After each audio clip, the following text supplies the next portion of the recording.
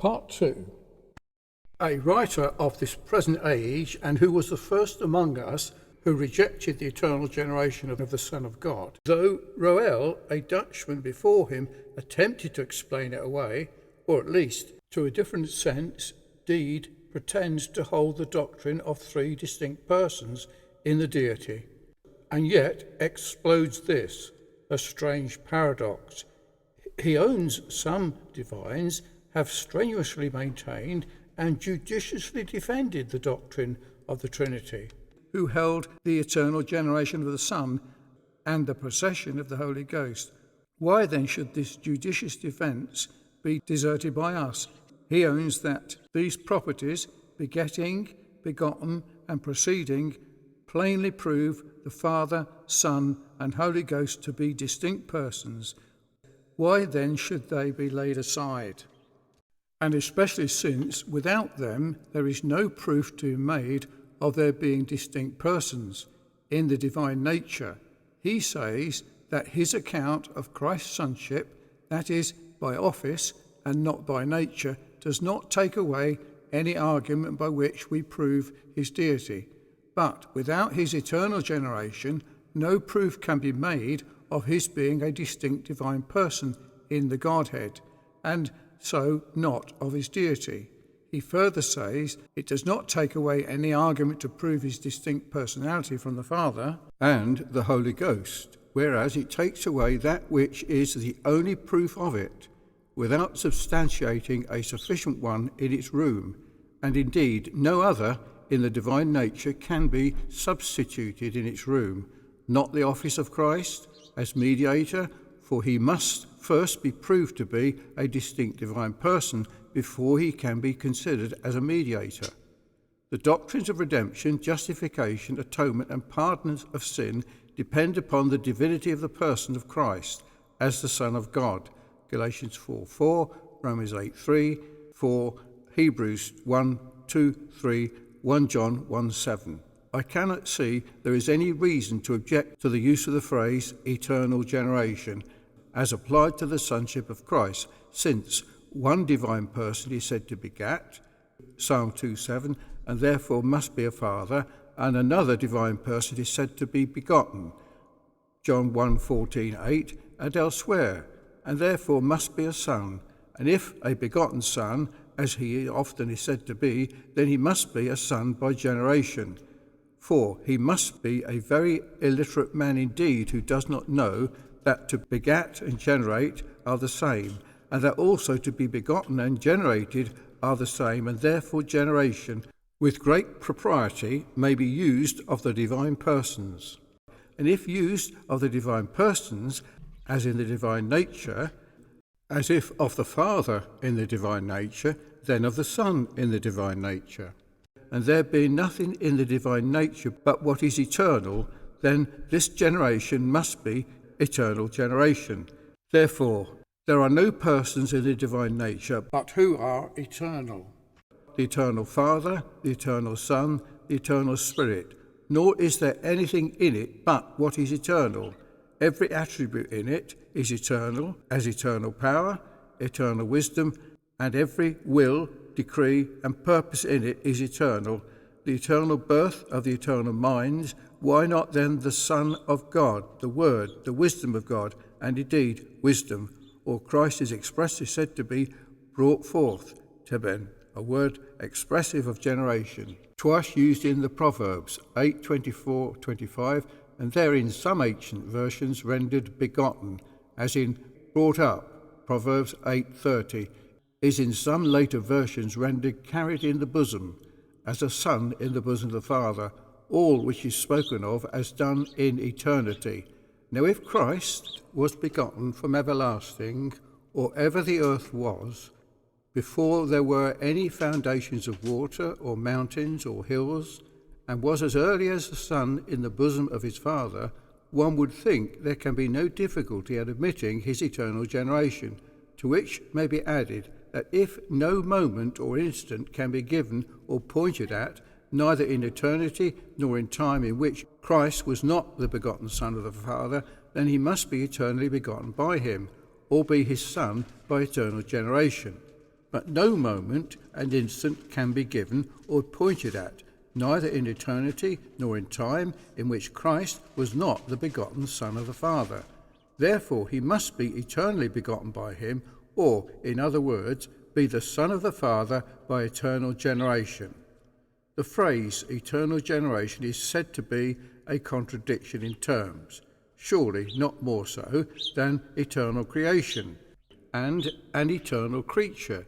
It may be thought so by those who will say the same of a Trinity in unity, or of three beings one, though expressly asserted in 1 John 5:7, and so is no more a contradiction than a Trinity of persons in one God. Indeed, if the phrase was used of human generation, it will be thought to be a contradiction in terms, but not as used of divine generation, as applied to that. The one thing in a nature finite, the other infinite. Perhaps the distinction of a priority of order and priority of time may serve to remove the seeming contradiction. The former may be in things eternal, but not the latter. Thus, for instance, God is eternal, and so are his decrees, as the decree of election, or rather God's act of choosing men before the foundation of the world. Now God may be conceived of as previous to his act of choosing, in priority of order, though not in priority of time, which cannot be admitted in eternity. So the Father, generating the Son, may be considered in priority of order previous to the Son generated by him, though not in priority in time, of which there can be none in eternity, considering therefore the Son's generation of the Father from eternity in a priority of order, though there can be none of time. It will not appear to be a contradiction in terms. When the Scriptures ascribe generation to the divine being, it must be understood in a manner suitable to it, and not of carnal and corporal generation. No man in his senses can ever think that God generates as men does, nor believe that ever any man held such a notion of generation in God. Yet Socinus had the impudence to say that some evangelics hold that God generates in the divine essence one like himself, more elementum, as animals do. But generation must be understood of such generation as agrees with the nature of a spirit, and of an infinite, uncreated spirit as God is. That spirits generate we know from the souls or spirits we have about us, and in us. Our minds, which are spirits, generate thought. Thought is the conception and birth of the mind, and so we speak of it in common and ordinary speech. I conceive, or such a man conceives, so and so. This is my conception of things being, such are the conceptions of others. And so with the Platonic philosophers. Thought is the birth of the mind. They call it the mind begotten by the mind, as it were another like itself. Now, as soon as the mind is, thought is. They commence together, and they coexist, and always will. And this the mind begets within itself, without any mutation or alteration in itself. Now, in some respect, this answers the mind of God, who is the eternal mind, and thought, the birth of the mind, as Christ, the eternal word or wisdom of God, who is in some sort represented by the eternal mental word. So Plato says, thought is the word or speech by which the soul declares and explains to itself what it considers, or elsewhere, thought is a discourse within the soul to itself without a voice. Aristotle somewhere calls it a word, co-eternal with the mind. Now, if our finite created spirits or minds are capable of generating thought, the eternal word or speech, and that without any motion, change or alteration, without any diminution and corruption, without division of their nature or multiplication of the essence, then in an infinitely more perfect manner can God, an infinite uncreated spirit, beget his Son, the eternal word, wisdom, reason, understanding, in his eternal mind, which he never was without, nor was he before it. In the beginning was the Word, etc. And 1 John 1, and the same word is expressly said to be the only begotten of the Father, 1 John 14, and this perfectly agreeable to the sense and language of the old Jewish church, as appears from the ancient paraphrase and from Philo, who says, the Word, that is not unbegotten as God, or begotten as men, and that it is the first begotten Son, with other expressions of like nature. These things considered may serve in some measure to relieve our minds and make it more easy to us to conceive of this wonderful and mysterious affair, mental and metaphysical generation, as a learned divine observer is a similitude and admiration of divine generation. As the mind begets by nature, not by power, so likewise God, as the mind begets a birth coessential and coeternal, so God, as the mind simple and perfect begets a birth simple and perfect, so God, as the mind begets immutability or without mutation, so God, as the mind begets itself in itself, so God, as the mind does not beget out of matter without itself, so neither God, as the mind always begets and cannot but beget, so God the Father, as metaphysical generation abides, so the divine, not but that there is in some respect a great dissimulation between these, as the same writer observes, for the mind begets only a faculty or an inexistent property, but God the Father begets a person, existing by himself. The mind begins to beget in time, but God begins not to beget, but always begets from eternity. To this may be added another similitude, which may be used in this matter, and serve to illustrate, and that is the sun, to which God is sometimes compared. The sun generates its own rays of light without any change, corruption, division, and diminution. It never was without its rays of light, as it must have been had it been prior to it. They commence together and coexist, and will as long as the sun endures. And to this there seems to be an allusion when Christ is said to be the brightness, an effulgence, the beaming forth of the Father's glory. Hebrews 1:3. As the ray from the sun, and Tertullian expresses it, though such allusions are not to be stretched too far, nor admitted where they imply any imperfection, it would be granted that the phrase begetting and begotten, as attributed to the divine persons in the Godhead, are used in reference to human generation, between which and divine generation there is some resemblance, as likeness, sameness of nature, personality, and, as we consider divine generation, it comes nearer to generation properly so called than any scheme or hypothesis opposed to it.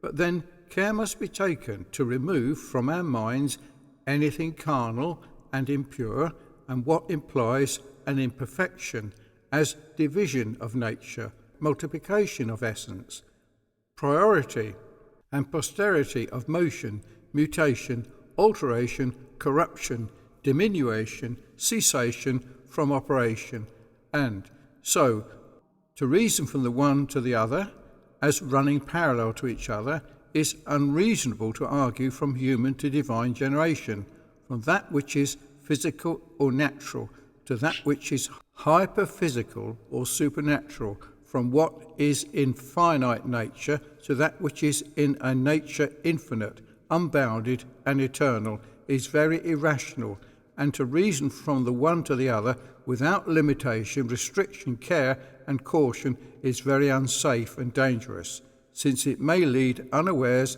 into foolish and harmful errors. And when objections of this sort are made, as they too often are, in a vain, ludicrous and wanton manner, they are to be rejected and detested as impious and blasphemous, and they that make them are not to be disputed with, but despised. What is objected in a modest and decent way may be attended to, and the chief that I have met with are that the sonship of Christ by generation makes him to be later than the Father, or dependent on him, and subordinate to him, or in other words, that it seems to be contrary to eternity, independence and equality. Let us a little consider each of the objections. 1. It is urged that he that generates must be before that is generated. A father that begats must be before the Son, that is begotten by him, and putting the sonship of Christ on this foot. He cannot be co-eternal with the Father, but must have a beginning. That is the old stall objection of the Arians, and of Arius himself, who stumbled at this and set out with it reasonings thus: if the Father begat the Son, he that is begotten must have a beginning of his existence, and from hence it must be evident that there was a time when he was not a son, and therefore it must necessarily follow that he has his subsistence out of nothing. And so Aetus, a follower of his, could not understand how that which is begotten could be co-eternal with him that begats. But a little attention to a plain rule will set this matter in a clearer light and remove this objection. The rule is, and I think it is a good one, and will hold good, that correlates mutually, put or supposes each other. That is, they commence together, they exist together, they coexist, and that one is not before the other, nor the one after the other. Now, Father and Son are correlates. They suppose each other. A father supposes a son, and a son supposes a father. They commence and exist together. They coexist. They are not one before the other or after another. The Father as a father is not before his Son as such, nor the Son as a son is no later than his Father as such. Let a man have a firstborn son. As soon as he has one, he becomes a father, and not before, and his son is as early a son as he is a father. And supposing they live together a term of years, be it 100 years, if you please, which is not an unreasonable supposition, since it has been a fact that father and son have lived together a longer term of time. Now, at the end of 100 years, the father, as a father, will not be a moment older than his son as such, nor the son, as a son, 1 moment younger than the father as such. Their relations rise and continue together till one or the other of them cease. There is no priority or posteriority, no before nor after in these relations, and so, as an ancient writer says, with God there is no past existence of him that is begotten, nor pre-existence of him that begats. If there is an eternal Father, there must be an eternal Son, and therefore must be co-eternal. There cannot be a father without a son. That would be an absurdity, and therefore not before him. Should it be said that though these mutual relations exist together, and that the one is not before the other, yet surely he that is a father, though not a father, must exist before him who is his son. As plausible as this may seem to be, it may not appear so plain when examined, for this observation may rise from a false notion of animal generation. Generation is not a production of a nonentity into being, or a bringing into existence what did not exist before. For to bring that into being which was not in being before is nothing less than a creation. And creation is too much to ascribe to the fathers of our flesh. They are not our creators. They do not give us our being. They do not bring us out of a state of non-existence into a state of existence. God only is the creator, according to the latter discoveries of natural philosophy respecting generation. End of part 2.